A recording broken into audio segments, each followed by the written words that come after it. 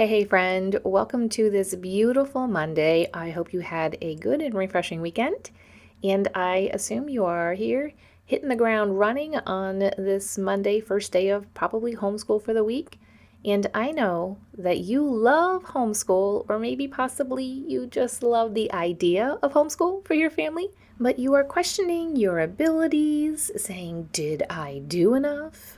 And thinking to yourself, I'm not meeting my expectations, because I know there are certain studies, certain lessons, certain maybe curriculum, certain focuses that you want to take with your kids, certain activities you want to participate in, field trips that you want to go on.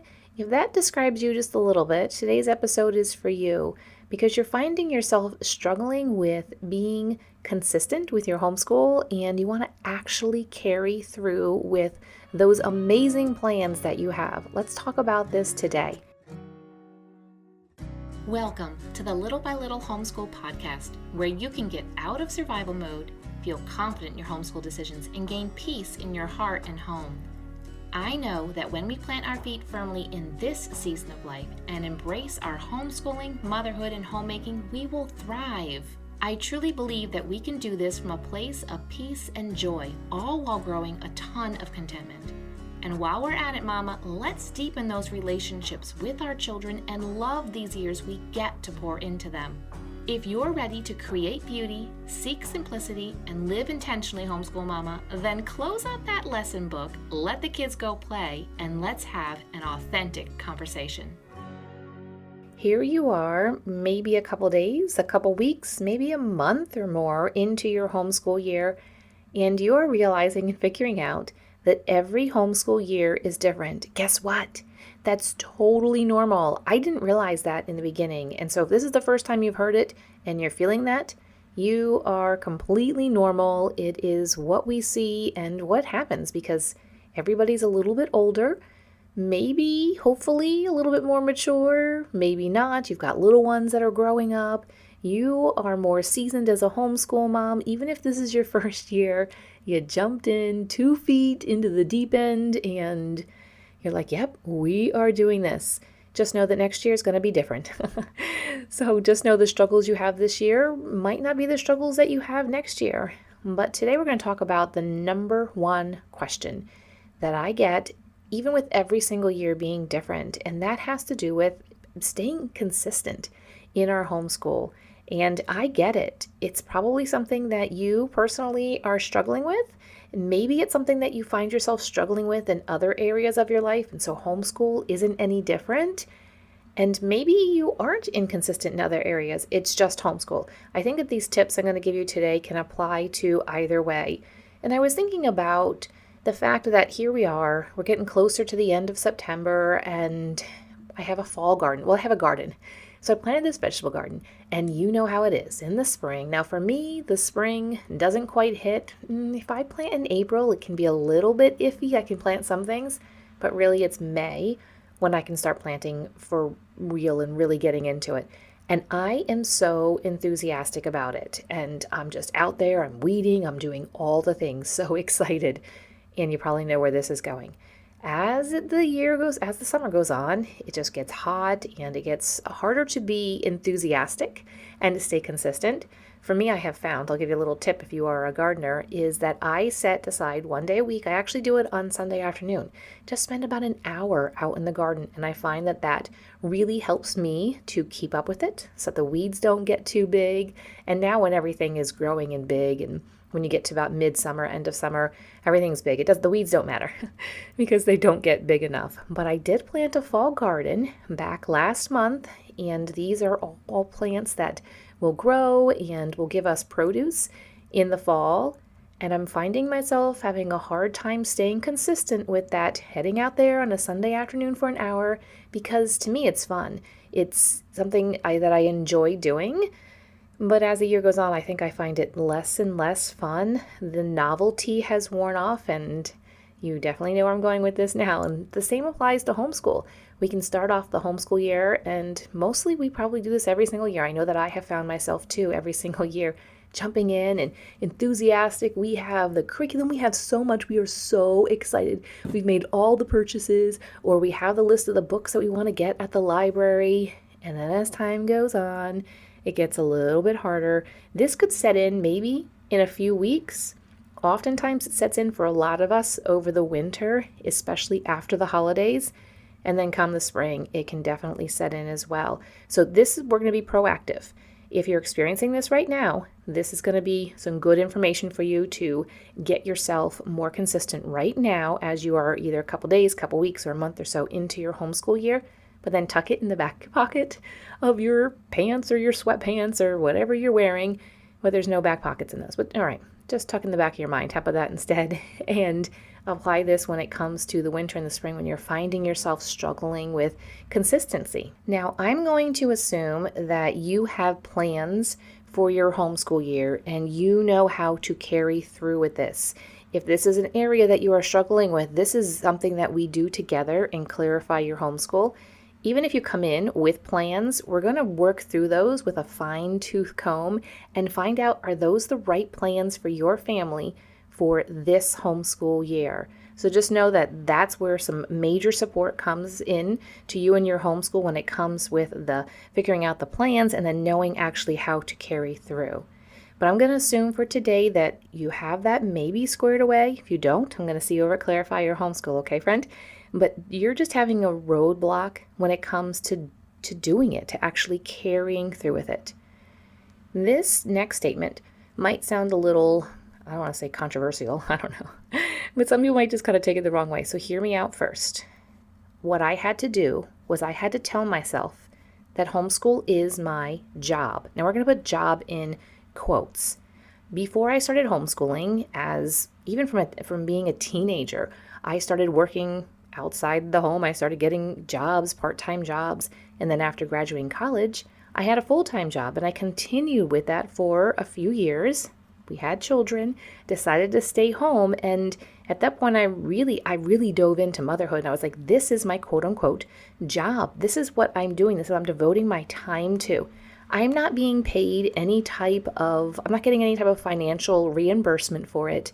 I am doing this solely, especially when you have a baby, when you have your first newborn even, and you are like, where is this going? Like, I feel I'm getting nothing. And they start to smile and you're like, okay, that's payment enough. But just that intrinsic worth, I guess I could say, that we get from just taking care of our children, and we bond with them and we love them. And so we look at motherhood, I do at least, look at it as, this is my job. This is important. If you had a job someplace that you had to go, and even now in your life, you might have a full-time job, a part-time job. You might have commitments, things that you have to get to at certain times. Now, I'm not saying homeschool has to be a certain time. Hold out here a little bit. But think of it the same way. You are committing to this. You have people counting on you, relying upon you. It could be your husband who's counting on you to actually carry through with the plans that you two have discussed or you've come up with. It's him trusting that you are going to put your time and your effort and you're going to give it your all and give it your best. And it's your kids relying upon you to prepare them for the world that they're walking into. This could be coming from an academic standpoint. This could be coming purely from a character building standpoint and everything in between. So here are my tips for you. The first one is that you as the mom need to reduce your distractions.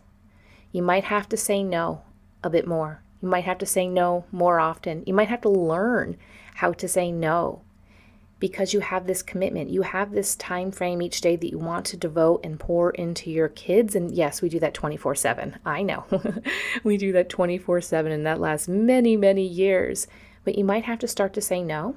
It might be something little, like putting away your phone, turning it off, or turning notifications off, or taking off certain apps. If you go back and listen to episode 140, the whole episode is all about being, the phone, the phone and its distractions. Go back and listen to that one if this is something you're struggling with, and if this is what you're saying to yourself, be honest and say, is my phone what's keeping me from being inconsistent? Is it distracting me from my homeschool and from what's right here in front of me? So the first thing is to reduce your distractions. Maybe you need to pull out of doing certain activities. Maybe it's even really good things. Maybe it's even homeschool activities because it is not fulfilling your vision for your homeschool and your goals for this year. So really evaluate. It can be hard, but it's worth doing because by not having as many distractions, maybe for you it's too many days out of the house, or maybe it is the TV, or it's the phone, or it's a neighbor, or it's who knows what. Looking at it and really saying to yourself, what really are my distractions and how can I reduce those? Number 2 tip here is to set a time. Now hear me out here, okay? All the way here. And let me give an explanation. Set a time for your formal academic lessons if that is your style. If that's your style, or maybe your days are just jam-packed, or maybe you just have a lot of activities, you don't have much margin, you might need to set a time frame. It doesn't mean you take that whole time. You might say 9 a.m. to 12 noon is our homeschool time. I'm not saying that you have to do it all 3 hours, but during those 3 hours, all distractions are set aside and you are 100% focused. There might be breaks, there might be going outside to get the wiggles out, there might be taking a walk, it might include watching a science documentary, whatever it is. Setting a time frame so that your formal academic lessons actually happen and you know that this is my time frame, this time to this time, and then I'm done, and then I can work on whatever it is else that you have going on, because I know you have a lot going on. We've got a house we're running and managing, and all the food and all the activities and the keeping up with the friends and the family and all those things. So sometimes setting a time that you're going to work on your formal academics is really appropriate and really good for your family. If that is not your style, then you're going to have to work through this and see what that time frame actually looks like. And it doesn't mean that either one of those is better than the other. Number 3 is to set up specific time frames for studies that you want to do. And you're saying, why is this different? It is different. Maybe you're saying to yourself, I really want to read aloud to my kids, or I really enjoyed learning about science and reading books about science, or maybe it's history or geography, or maybe it's poetry. What is it that you maybe remember doing when you were younger and enjoying, or what is it that your kids really enjoy doing and you're having a hard time fitting that in? Set a specific time frame, like we're going to do this at X time, and tell your kids, because you know who's going to keep you accountable then? It will be them. So here's some examples. At breakfast and lunch, you have a captive audience. It might only be for 5 minutes. It might be for 10 minutes. It might even be for 30 minutes. But you have a captive audience. It is definitely a time that you can really punch a lot in. I remember many years of not eating breakfast or lunch with my kids, and maybe I would snack a little bit, but my time then was focused on reading to them. We would do Bible devotions and do a read aloud, and we would just kind of dive into some things. Now, yes, sometimes it was maybe only 10 minutes, and as they got older, it could be longer, but they were a captive audience for those 2 meals. Now, yes, you have dinner. You can do it at dinner as well. We chose to just have family discussion at dinner time instead of doing anything formal, unless sometimes it got to be like Advent time around Christmas, then we would sometimes pack it in there. But set up a specific time frame. You say, okay, every breakfast we're going to do devotions together, and let your kids know. Put that book out the night before by your seat on the dining room table, or wherever you guys, your breakfast bar, wherever you eat your breakfast, so that you know that that's when you're going to do it.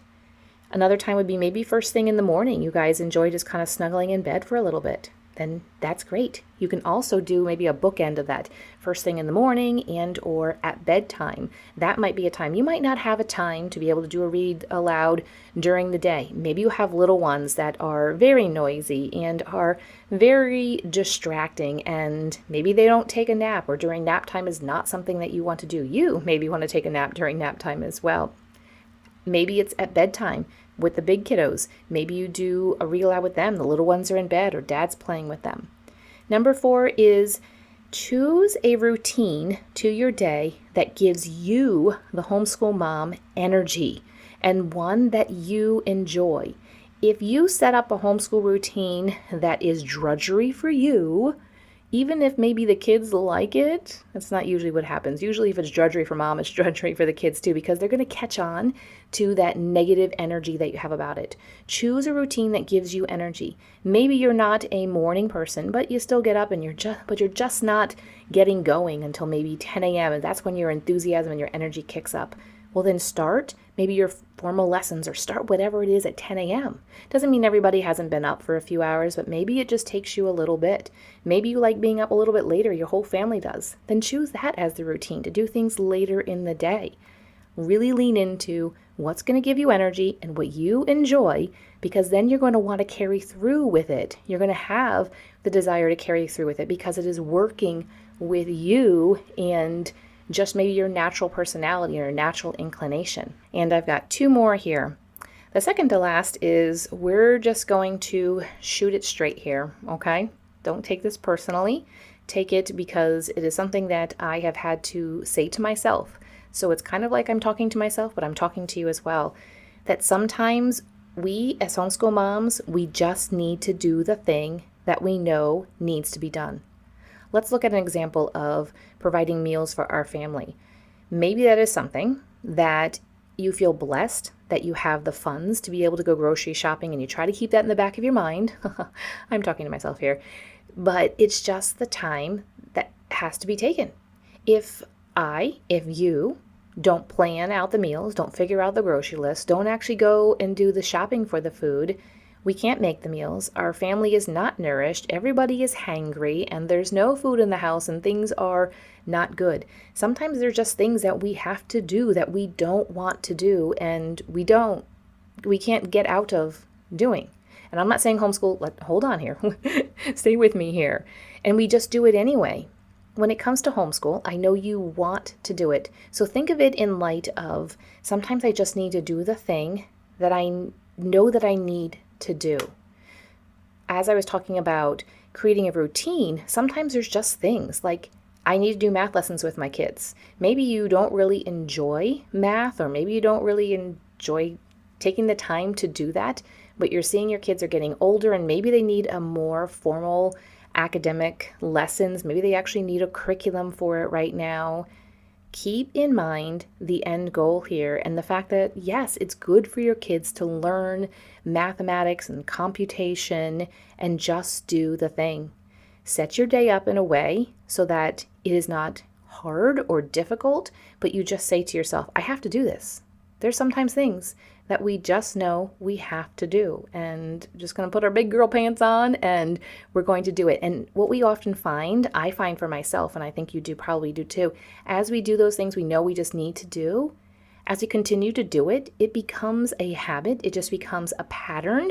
And eventually in our mind, we start accepting this is what we're doing. And then you start thinking to yourself, how can I add joy? How can I make this more fun? How can I not bring the negative energy to the math lesson? How can I bring a more positive energy to the math lesson so that my child then picks up on the positive energy for that? And if all of these tips, you've employed all of these and things just are still not perking up, well, I'll see you over at Clarify Your Homeschool. We'll get you perked up. But in the meantime, maybe you need to find an accountability partner. Maybe that's another homeschool mom friend. Maybe it's your husband. Maybe it's your sister, your mom, or maybe a friend who's not even homeschooling. Maybe it's a mentor that you have in your life and you ask them to help to keep you accountable and to keep up with you and say, how are things going? Because oftentimes we'll find that if we know someone is going to check on us, we're like, oh, I don't want to lie. I don't want to stretch the truth at all. I actually want to say, yes, I'm staying consistent. We're doing these things that I wanted to do. We're doing the lessons. We're focusing on the areas that are important to my family. And maybe you just need an accountability partner either way. Maybe that's part of your personality, that it's good to have that. Some of us, like me, I kind of push away accountability partners. I actually have one right now for a certain area of my life, and I hope that in a few months I can share a bit more about that, and it's not easy. So for some of us, some personalities to be accountable to others, but it might be helpful for you. So think about that. Pray about who that could possibly be. But I hope that these tips have helped you. Let's run through them real quick here. The first is to reduce your distractions. Second is to set a time for your formal academic lessons. Third is to set up maybe specific time frames during the day. That was the one about maybe during breakfast or lunch or bedtime to do some specific studies. The fourth is to choose a routine that gives you, as the homeschool mom, energy and something you enjoy. And number 5 is to sometimes we just need to do the thing that we know that we need to do. And number 6 is to find an accountability partner. And the big blessing in Clarify Your Homeschool, you can ask me to be your accountability partner. This is one of the things that I love about Clarify Your Homeschool. Actually, as of recording this right now, we are about to head into our Q&A/accountability call, and I'm excited to connect with the moms that are in Clarify Your Homeschool. And I know that you love homeschool. You love the idea of your family growing and learning together. You have decided this is the educational path you want to take. You don't want to just do performance-based school system tactics. You actually want to educate your kids. You want them to love learning and to know how to continue learning. And you want to know how to start that, how to continue, how to actually carry through with it. That is your heart's desire. And Clarify Your Homeschool is the solution to that. And in this program, you take the opportunity. It's a good opportunity to really invest upon yourself and your family and your homeschool, and to break down, what is this that we're really doing? Why are we doing this? And what is going to come alongside us? What do our days look like? What are our weeks or months, our years? What exactly does it look like right now with the ages that I'm doing, and troubleshooting and coming up with amazing plans that you are going to love, and setting up a routine you're going to love so that you actually do it. And that 5th tip of sometimes just doing, like, you want to do this. When we together create and your homeschool lifestyle, and then you get to embrace it and live it and love it, and then someday watch, well, right now you'll see as well, but as they get older, really watch the fruit of this time, that you will then someday look back now on today and say, I'm glad that I was consistent. I'm glad that I learned how to be consistent, and I'm glad that I invested in myself. You can get all the details about Clarify Your Homeschool at clarifyyourhomeschool.com. I look forward to seeing you over there, as well as right back here on the podcast on Thursday. If this podcast has encouraged you, the number one way you can thank me is to leave a written review on Apple Podcasts. I love to hear how this show has impacted you.